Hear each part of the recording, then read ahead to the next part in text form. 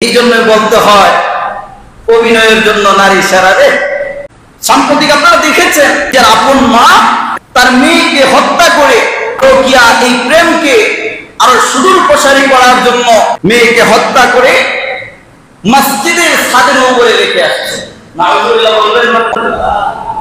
এই ঘটনার জের ধরে ইমাম এবং মুয়াজ্জিনকে গ্রেফতার করে রিমান্ডে নেওয়া হয়েছে।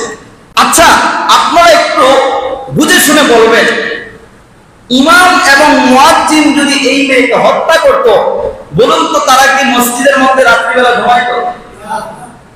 ওই ভাগ তো কল্পনা করা যায়। রিমান্ডে পর্যন্ত এই আলেমদেরকে নেওয়া হয়েছে। জন্য বলতে হয় অভিনয়ের জন্য নারী সেরা রে। কি অভিনয় জানে কল্পনা করা যায়, অথচ আজ মানবতা বিনি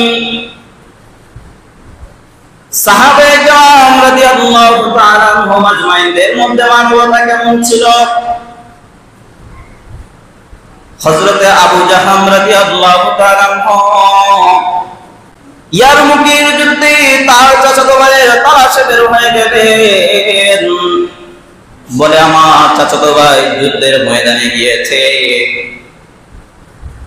আমি যদি তার প্রাণটা বাকি থাকে তাহলে সামান্য একটু পানি পান করাবো।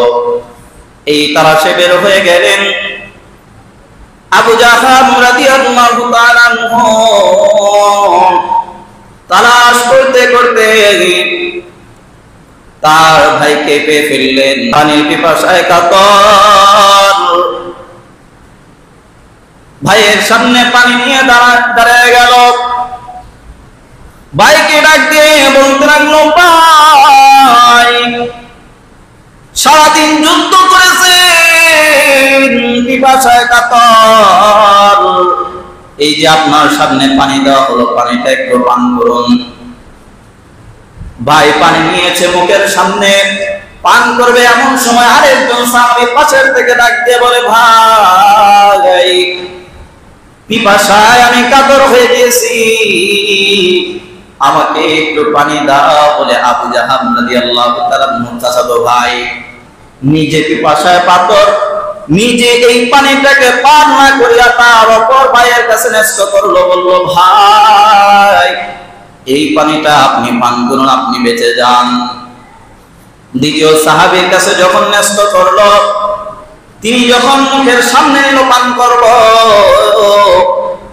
নিজে পান করবে এমন সময় আরেকজন সাহাবী ডাক দিয়ে বলে, আমি পিপাসায় বড় কাতর, আমাকে পানি দাও, আমি একটু পানি পান করব।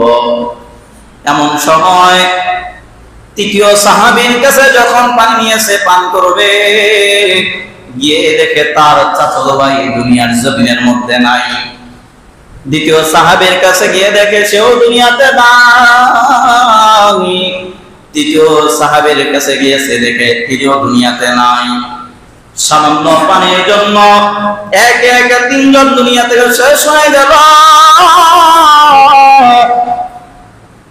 তারপরে মানবতা দৃষ্টান্ত কায়েম করে গেছে।